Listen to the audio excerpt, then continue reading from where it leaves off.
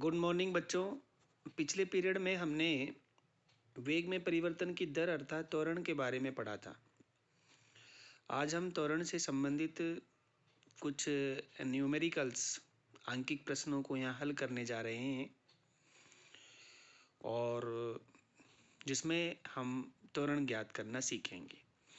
देखिए, जब भी हम फिजिक्स में किसी आंकिक प्रश्न को हल करते हैं तो सबसे पहला जो स्टेप है वो ये होता है कि हमें उस क्वेश्चन को ध्यान से समझना है, पढ़ना है। समझने से मीन्स है कि उसमें कौन कौन सी वैल्यू दी हुई हैं, कौन कौन से मान दिए हुए हैं और हमें उसमें क्या ज्ञात करना है। ये जब तक हमें क्लियर नहीं होगा तब तक हम उस आंकिक प्रश्न को हल नहीं कर पाएंगे। दूसरा, हमें जब हम भौतिक राशियों की यूनिट लिखते हैं, इकाई लिखते हैं, तो हमें इकाई लिखते समय भी ध्यान रखना है कि हम उसका मात्रक अर्थात उसकी इकाई जरूर रखें। जिस एसआई यूनिट में कोई भौतिक राशि है उसे शेष अन्य भौतिक राशियों को उसी एसआई यूनिट में हमें कन्वर्ट करना होता है। जैसे यहाँ एक एग्जाम्पल है कि एक बस की गति 5 सेकंड में 80 किलोमीटर प्रति घंटे से घटकर 60 किलोमीटर प्रति घंटा हो जाती है। तो बस का त्वरण ज्ञात कीजिए। देखिए, यहाँ पर एक बस है, उसकी गति 5 सेकंड में 80 किलोमीटर प्रति घंटा, यानी कि वो 80 किलोमीटर प्रति घंटे की स्पीड से चल रही है और वो 5 सेकंड में उसकी जो गति है वो घटकर 60 किलोमीटर प्रति घंटा हो जाती है। तो त्वरण में हमने पढ़ा था कि हमें वेग में परिवर्तन निकालना पड़ता है। तो वेग में परिवर्तन के लिए हमने क्या किया था कि अंतिम वेग में से प्रारंभिक वेग को हम घटा के वेग में परिवर्तन की दर ज्ञात करते हैं। तो इस सवाल में सबसे पहले हमें जो प्रारंभिक वेग है और अंतिम वेग है उसको यहाँ देखना है, ढूंढना है। तो देखिए, बस 80 किलोमीटर प्रति घंटे से चल रही है तो ये उसका प्रारंभिक वेग होगा। प्रारंभिक वेग को हम u से व्यक्त करते हैं और u की जो वैल्यू दे रखी है वो है 80 किलोमीटर पर आवर। ठीक है, उसके बाद उसका वेग घटकर 60 किलोमीटर प्रति घंटा हो जाता है, अर्थात ये उसका अंतिम वेग है। और अंतिम वेग को हम लिखते हैं v से, जिसकी वैल्यू है यहाँ पर 60 किलोमीटर पर आवर। ठीक है, टाइम कितना है? टाइम है 5 सेकंड, यानी कि 5 सेकंड में 80 किलोमीटर प्रति घंटे से गति घटकर 60 किलोमीटर प्रति घंटा हो जाती है। इसका मतलब गति घट रही है, अर्थात वेग कम हो रहा है। तो यहाँ बस में ऋणात्मक त्वरण उत्पन्न हो रहा है, अर्थात बस में मंदन उत्पन्न हो रहा है। तो उस कंडीशन में बस का त्वरण ज्ञात करना है। तो देखिए, यहाँ u का मान है 80 किलोमीटर प्रति घंटा, v की वैल्यू है 60 किलोमीटर प्रति घंटा, टाइम है 5 सेकेंड। तो हमें वेग में परिवर्तन निकालना है, v माइनस यू करना है। अब देखिए, यहाँ दो तरीके हैं। या तो आप u और v की, यानी कि प्रारंभिक वेग और अंतिम वेग को मीटर प्रति सेकंड में अलग अलग बदल लो। यानी कि क्यों बदल लो? क्योंकि यहाँ पे टाइम सेकंड में दे रखा है, तो आपको यहाँ किलोमीटर को मीटर में और घंटे को सेकंड में कन्वर्ट करना पड़ेगा। दोनों मान एसआई यूनिट में लेने पड़ेंगे। तो किलोमीटर प्रति घंटे को जब मीटर प्रति सेकंड में बदलते हैं तो हम उसे 1000 से गुणा करके और 3600 का भाग दे देते हैं, क्योंकि एक किलोमीटर में 1000 मीटर होते हैं और एक घंटे में 60 मिनट होते हैं और एक मिनट में 60 सेकंड होते हैं। तो 60 × 60, या तो ऐसे किलोमीटर प्रति घंटे को मीटर प्रति सेकंड में बदल लो, या फिर उसको सीधा 5/18 से मल्टीप्लाई कर दो। यानी कि किलोमीटर प्रति घंटे को मीटर प्रति सेकंड में बदलने के लिए उसे 5/18 से मल्टीप्लाई कर दो,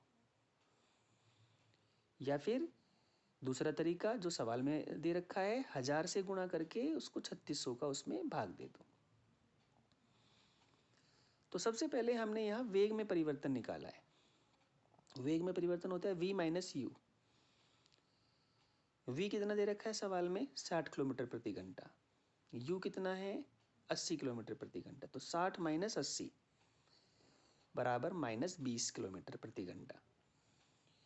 यहाँ माइनस 20 क्यों कह रहे हैं, क्योंकि यहाँ वेग में परिवर्तन घट रहा है, कम हो रहा है। अंतिम वेग कम है प्रारंभिक वेग से, इसलिए जब v माइनस यू करेंगे तो 60 में से 80 घटाएंगे तो कितना आंसर आएगा, माइनस 20 किलोमीटर प्रति घंटा।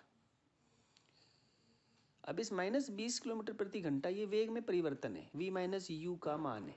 इसको मीटर प्रति सेकंड में कन्वर्ट करो। तो मैंने अभी आपको बताया था, माइनस 20 को अगर 5/18 से गुणा कर दो या 1000 से गुणा करके 60 × 60 से भाग दे दो, तो मीटर प्रति सेकंड में वो वैल्यू आ जाएगी। और जब हम इसको कैलकुलेट करेंगे तो ये वैल्यू आएगी माइनस 50/9 मीटर पर सेकंड।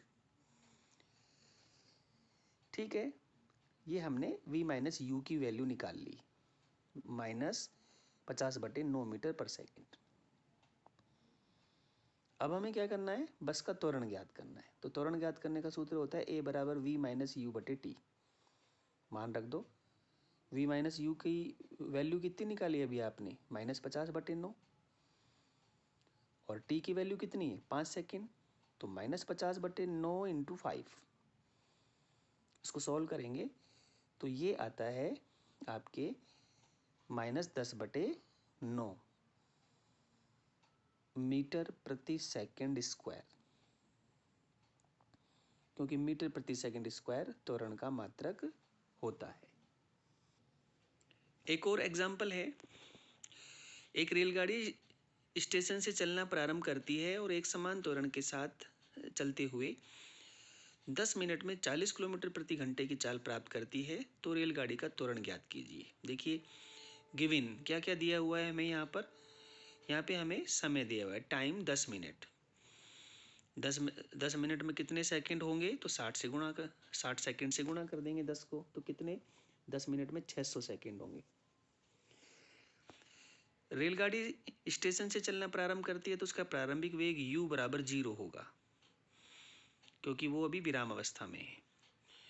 और 10 मिनट के बाद उसका वेग, अंतिम वेग v 40 किलोमीटर प्रति घंटा हो जाता है, तो v बराबर 40 किलोमीटर प्रति घंटा होगा। ठीक है, अब यहाँ किलोमीटर प्रति घंटा को, क्योंकि समय सेकंड में है, तो किलोमीटर प्रति घंटा को मीटर प्रति सेकंड में बदलना है। तो 40 को 1000 से गुणा करके और 3600 का भाग दे देंगे, यानी कि 60 × 60 का भाग दे देंगे, या 5/18 से मल्टीप्लाई कर देंगे। किसको, 40 को। तो कितना आएगा, 100/9 मीटर प्रति सेकंड। ये हमने अंतिम वेग निकाल लिया। अब यहाँ क्या क्या मान है हमारे पास, t का मान है 600 सेकंड, समय u बराबर 0, और v का मान कितना है, 100/9 मीटर प्रति सेकंड। तो अब वेग में परिवर्तन निकाल लो, v माइनस यू। तो 100/9 माइनस 0, यानी कि 100/9 मीटर प्रति सेकंड। अब जो कि त्वरण ज्ञात करना है, तो त्वरण का सूत्र होता है a बराबर v माइनस यू बटे टी। तो ये मान रख दो, 100/9 × t कितना है, 600।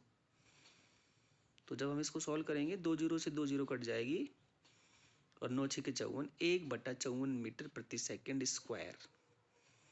ये उस रेलगाड़ी का त्वरण है।